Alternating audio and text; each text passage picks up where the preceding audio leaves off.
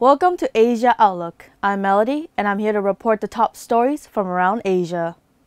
At least 4 more people were killed and 5 went missing after the super typhoon Lakima passed through East China and Anhui province on Monday.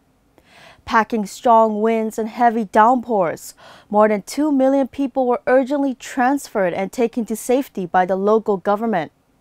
The rescue and relief work is underway. The death toll caused by the Lakima has now risen to 48 as the super typhoon killed 39 and left 9 others missing after it battered eastern Zhejiang province. As of Monday morning, super typhoon Lakima has left 39 people dead and 9 people unaccounted for in East China, Zhejiang province, according to local authorities. In East China, Shandong province, Lakima has left 5 people dead and 7 missing after making landfall its coastal areas. The rescue and relief work is underway. In Japan, an increasing number of people are turning to online matchmaking services to find love. CGTN's Terence Terashima has more. According to a recent government survey, Japan's marriage rate has declined to an all-time low. The report said men and women in Japan are struggling to find partners for a variety of reasons, from economic concerns to changing views on marriage partners. Many women in particular are worried about losing their freedom and careers after they get married by becoming full-time housewives. Although the Japanese government is pushing for social advancement of women, analysts say there is still a wide gap between how Japanese men and women think about marriage and partnership. Analysts say nearly half of the single people in Japan who wants to get married are unable to find a suitable partner. The traditional ways for the Japanese to meet their partners were mostly at work. However, with the social advancement of women, they now have to balance careers and family carefully and seek different ways to meet their partners away from the workplace. An increasing number of people in Japan are turning to the internet and social media matchmaking services to find companions. We started our service in October 2012, and in 5 years we increased our users to 5 million. But by 2019, the number of users doubled to 10 million users. People who use dating services say there are advantages compared to a traditional means of meeting a partner. In the real world, you have to take time to get to know a person's interests and personalities. However, with the matching services, you have a head start in knowing about a person. Their profile and shared interests help start communication between potential partners. And thanks to the speed of technology, a number of Japanese companies are now expanding matchmaking services using DNA and robots. Terence Hiroshima, CGTN, Tokyo. Pyongyang says last week missile launch was a warning against U.S.-South Korea joint military exercises. The DPRK's envoy to the UN-backed Conference on Disarmament said the drills violate agreements made with the U.S. on June 12, as well as last year's Inter-Korean Declaration. Ju Young-cho, a top diplomat with the DPRK's mission in Geneva, added the drills come despite repeated complaints from Pyongyang and are aggressive in nature. China, the United States, and 44 other nations have signed the Singapore Convention on Mediation. This is an agreement which could make it easier to settle cross-border commercial disputes. Officials from a total of 70 countries attended the signing ceremony in Singapore on Wednesday. It has been named after the Southeast Asian city-state for its efforts in drafting and negotiating the treaty. Miro Liu reports. Landmark event for dispute resolution as 46 United Nations members signed an international treaty on commercial mediation. To be known as the Singapore Convention on Mediation, it aims to boost international trade and give businesses greater certainty by helping parties resolve cross-border disputes through the process of mediation. This means that a neutral party can help the two sides reach an agreement in a less confrontational manner, instead of long-drawn and expensive legal battles. During his formal address, Singapore Prime Minister Lee Hsien Loong called it a breakthrough which will benefit businesses, providing them with greater flexibility and efficiency.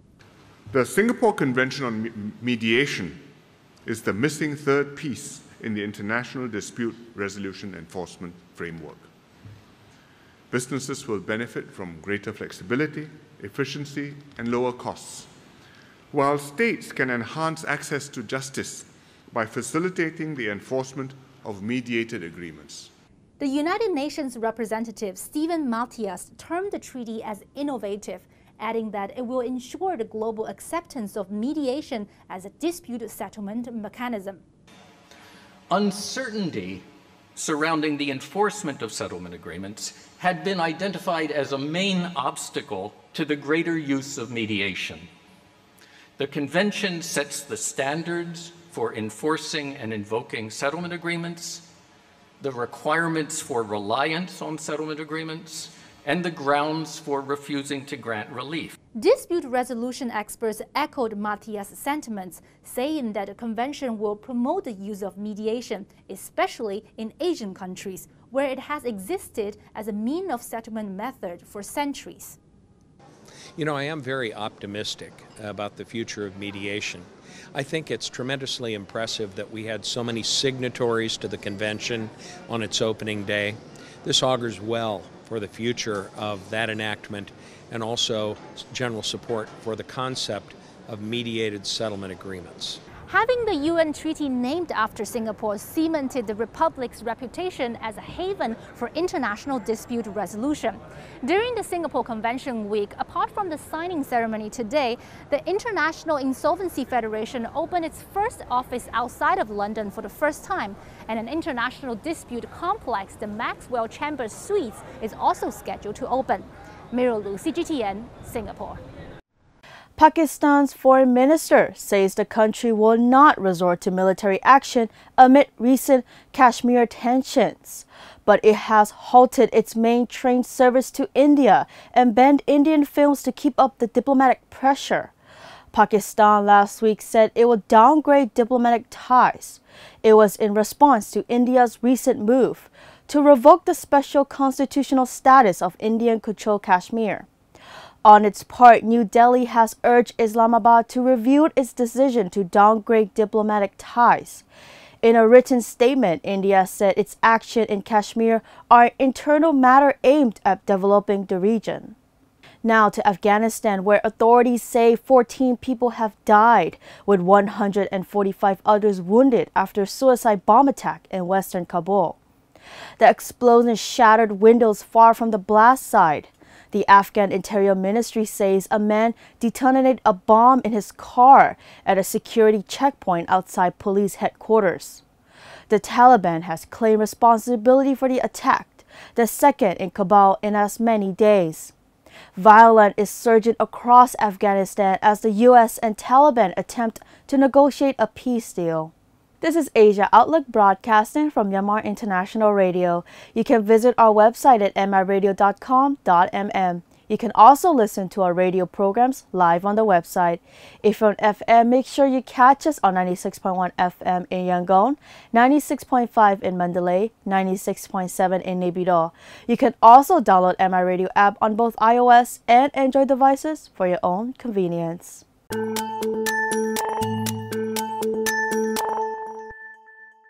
Turkey says it will not allow efforts to establish a safe zone with the United States in northeast Syria to stall. Last week, Ankara and Washington announced plans for a joint headquarters to coordinate and manage the safe zone. But the two have been at odds over plans for northeast Syria. That's where U.S. allies are positioned in the battle against ISIL. The U.S. allies include a Kurdish militia that Turkey considers an enemy and a terrorist group. The planned safe zone has also been rejected by Syria. It has blamed Syria's Kurds for the proposal and branded Ankara and Washington as occupying forces. A Chinese mainland journalist was seriously beaten up by rioters at Hong Kong International Airport on August 13th. However, some Western media outlets suspected the reporter's identity, saying he is an undercover police officer. CGTN talked to current affairs commentator Victor Gao and discussed the issue. Well, first of all, I think what happened at the Hong Kong International Airport is shocking to human conscience.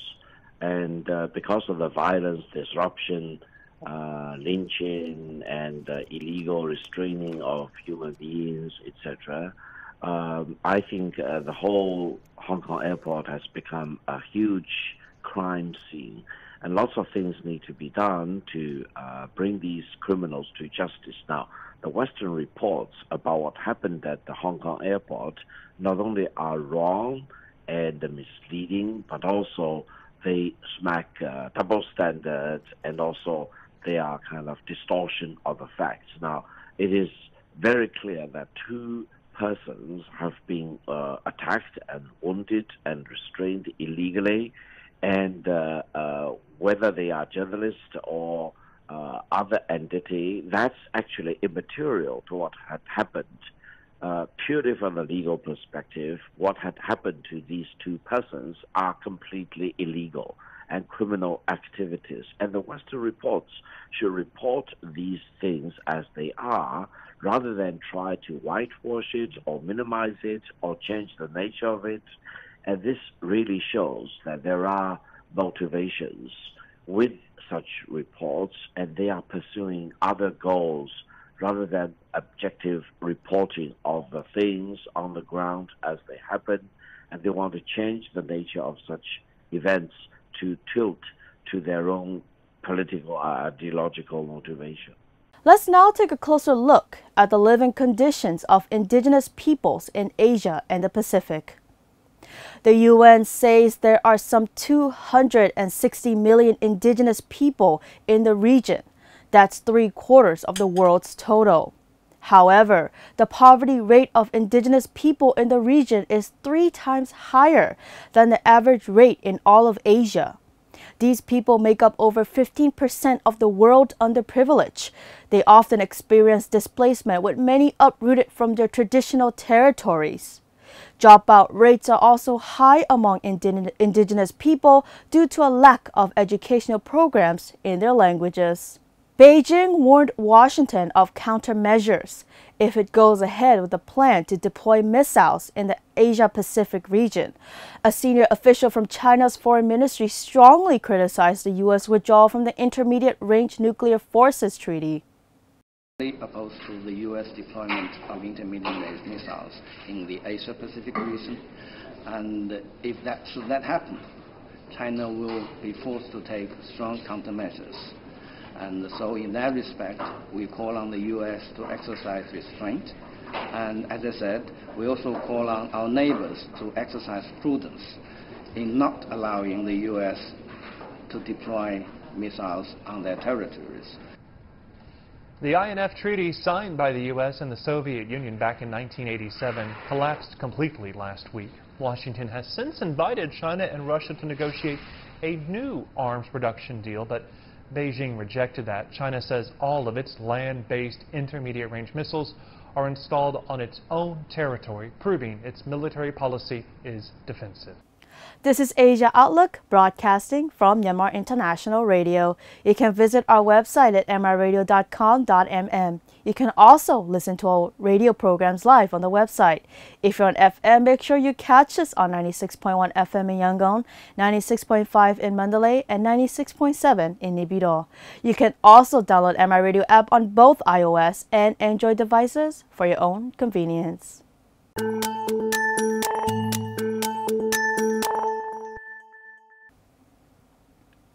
South Korea says it plans to remove Japan from its white list of countries regarded as trusted trading partners. The move is part of escalated trade frictions between the two neighbors. It follows Tokyo's announcement of a similar measure against Seoul. In response, anti-Japan protests and boycotts have broken out across South Korea. The country's industry ministry said it started trade regulations against Japan could result in lengthy delays on granting permits. It will also affect South Korean exports to Japan related to weapons production and machinery. A total of 161 people have been killed and 137 others injured across Pakistan since July, as the monsoon season wreaks havoc across parts of the country. The latest figures from disaster officials comes after 11 people were killed in the Pakistani city of Karachi this week. Dozens more are injured. Torrential rains caused flooding in Karachi over the weekend, trapping people inside their homes and disrupting road and railway travel. This is the moment an elderly man and his wife fight off two armed robbers who try to strangle him.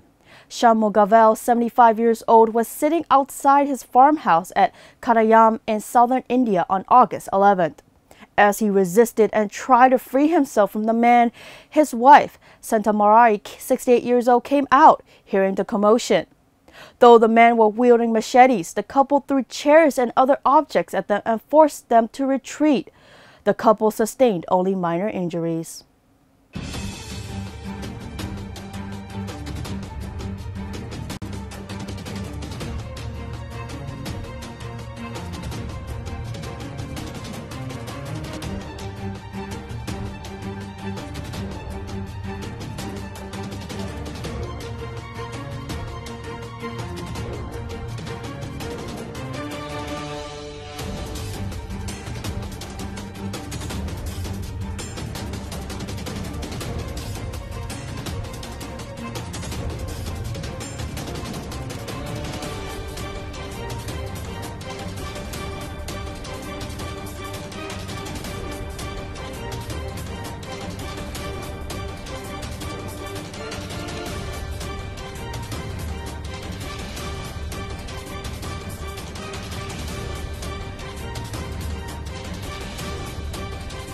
On the beaches of China, many Chinese people use the face-covering swimmer known as the face kitty to protect their skin from sunburn and jellyfish stings. More than a decade after the first face kitty was introduced, the designer is rolling out 6 new designs this year. In the coastal city of Qingdao, in the northern China Qingdao province, 2 of the fashionable outfits are inspired by the art of Silk Road, and the other 4 are made to raise people's awareness to protect endangered animals. Since its initial design, the garment has caught the attention of the fashion world by making its way into many international fashion magazines, becoming a sensation across the globe. This is Asia Outlook, broadcasting live from Myanmar International Radio. You can visit our website at miradio.com.mm. You can also listen to our radio programs live on the website. If you're on FM, make sure you catch us on 96.1 FM in Yangon, 96.5 in Mandalay, 96.7 in Naypyidaw. You can also download MI Radio app on both iOS and Android devices for your own convenience.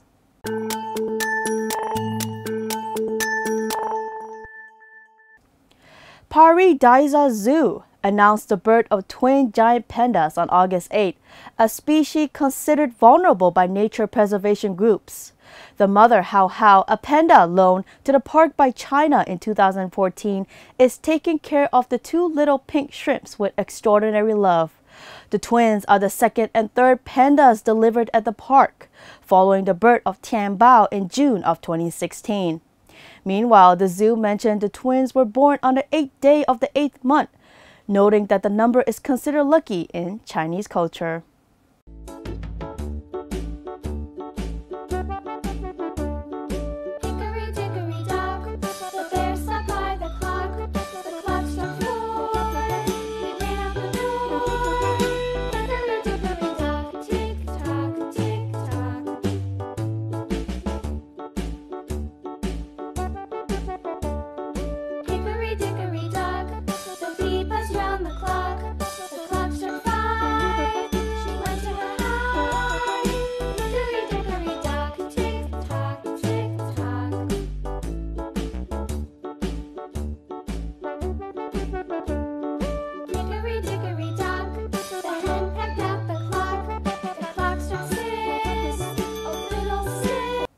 K-pop superstar group BTS is taking an extended break to enjoy the ordinary lives of young people in their 20s, their agency said on Monday.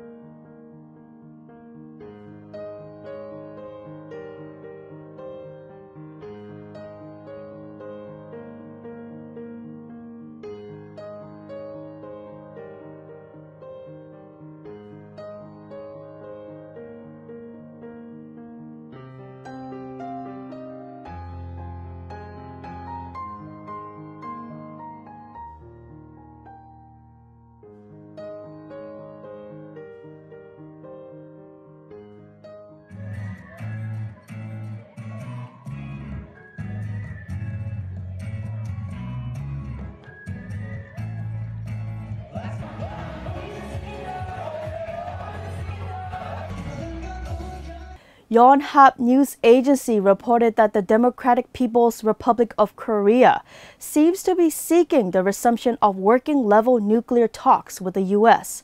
after the ongoing joint military drills with Washington end, the Presidential Office of the Republic of Korea said Monday. The message came after a statement issued by a DPRK Foreign Ministry official Sunday that calls the military drills an aggressive war exercise against the DPRK, and that it won't even have contact with ROK unless Seoul gives a plausible excuse for the drills. U.S. President Donald Trump said Saturday he has received a letter from DPRK leader Kim Jong-un in which he expressed his will to resume nuclear talks with the U.S. as soon as the military exercises are over. The presidential official said the DPRK statement appears to demonstrate the country's willingness to hold working-level talks with the U.S. over denuclearization after the drills end. The spokesperson noted that the ROK remains committed to summit agreements reached last September between the two sides, in which they agreed to reduce cross-border tensions. Former Sri Lankan President Mahinda Rajapaksa's brother, Gotabaya Rajapaksa, launched his bid for the country's presidency Sunday, vowing to end extreme terrorism in the aftermath of the fatal Easter Sunday suicide attacks this April. Gotabaya, 70 years old, was named as the candidate for Sri Lanka Purujana Paramuna Party, known as Sri Lanka's People's Front Party in English, which was recently founded by the former president. Mahinda officially took over the party leadership on Sunday. The former president described Gotabaya as a leader who could provide a new vision. Sri Lanka's English language daily, The Island, reported. Following the situation in Kashmir and India-Pakistan conflict closely, China opposes any unilateral action that complicates the situation, Chinese State Councilor and Foreign Minister Wang Yi said on Monday. While meeting with his Indian counterpart, Subrahmanyam Jaishankar in Beijing, Wang called on India and Pakistan to resolve their disputes by peaceful means and maintain overall peace and stability in the region. Wang pointed out that India's measures challenge China's sovereignty, violate the joint agreement that maintain peace and tranquility in China-India border areas. The Indian government announced last Monday that it was giving the status of Union Territory of Ladakh, which has included parts of Chinese territory at the two nations' western border. India's move will not affect China, nor change the fact it is China that exercises sovereignty and jurisdiction over related territories, Wang emphasized. He also hoped the Indian side can contribute more to promote mutual trust and keep the bilateral relations from being adversely affected by differences. Jaishankar explained India's stance that his country will not make any new sovereignty claims, will not change the Indian-Pakistan ceasefire line, as well as the line of actual control at India-China border.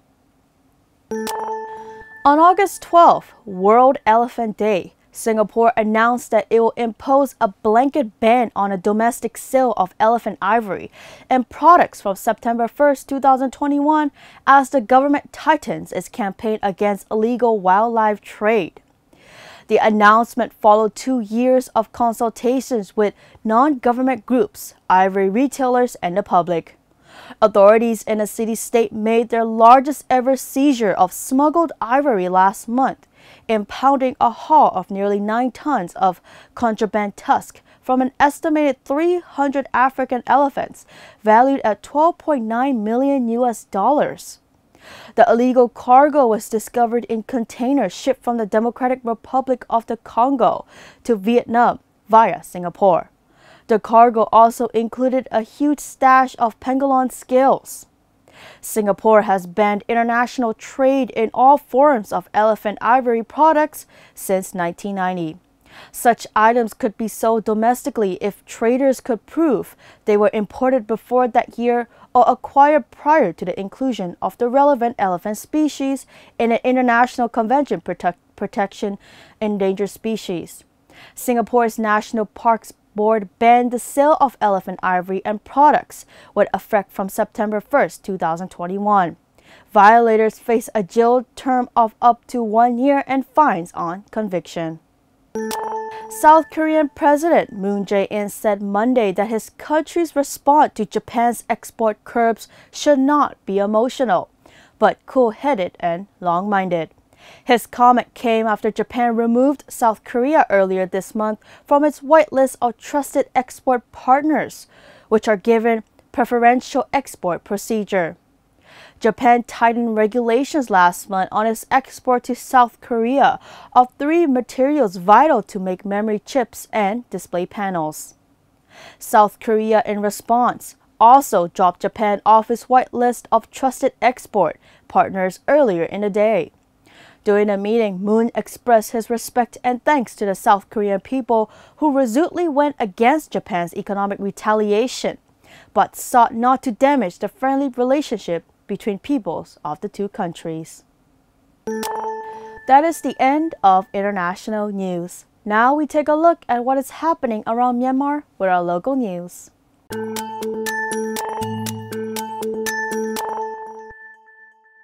A ceremony to launch the refurbishment project for National Indoor Stadium 1, Duana in Yangon, with Chinese aid was held at the stadium on Sunday. First Union Minister for Health and Sports Dr. Mien Tui, Yangon Region Chief Minister U Pyo-min, Regional Luto Speaker U Tin Mao-tun, Chinese Ambassador and Chinese Commercial Attaché cut ceremonial ribbons to open the event.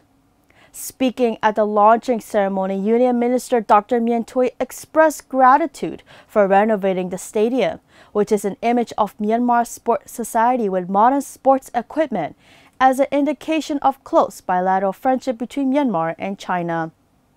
The renovation work, which covers installation of modern sports equipment, electrical and automation system upgrades, and other general repair and maintenance, is estimated to take 2 years' time.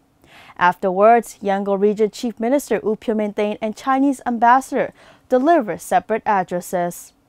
Later in the afternoon, the Union Minister received a delegation led by UNICEF representative to Myanmar at the meeting hall of the ministry in Yangon. U Ton U, Union Attorney General, attended the signing ceremony and conference of Singapore Convention on Mediation from 6 to 9 August. During his visit in a city-state, the Union Attorney General held talks with President of ASEAN Law Association and Chief Justice of Singapore, Sundrash Menon, about promoting cooperation among ASEAN legal experts and better collaboration in regional and international legal affairs. The undertakings of National Committee that was formed after Myanmar has joined the ASEAN Law Association in 2012 and the reformation of High Court Lawyers Council. U Ton U also met with Minister for Home Affairs and Minister for Law to discuss the ongoing cooperation between the Office of Union Attorney General and a Singaporean Law Ministry Human Resource Development Program and the future collaboration schemes. The Union Minister for International Cooperation, U Jo-tin, signed a book of condolences for the Minister of External Affairs of India, Sushma Swaraj, at the Indian Embassy of Myanmar on Merchant Road, Yangon on Monday morning. The former Indian's External Affairs Minister served the position from 2014 to 2019 and was 67 years old when she passed away. That is the end of our local news.